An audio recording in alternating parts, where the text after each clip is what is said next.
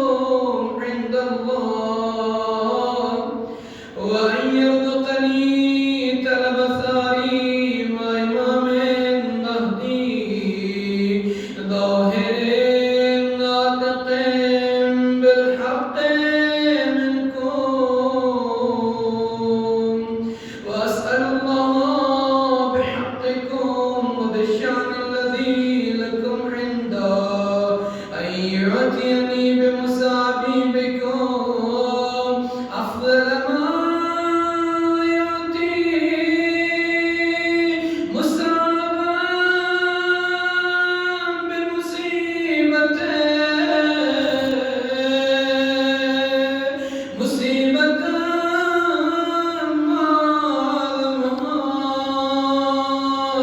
وأعظم رزيتها في الإسلام وفي جميع السماوات والأرض. اللهم اجعلني في مقامي هذا ممن تناله منك صلوات ورحمة ومغفرة. اللهم اجعل محياي محيا محمد وآل محمد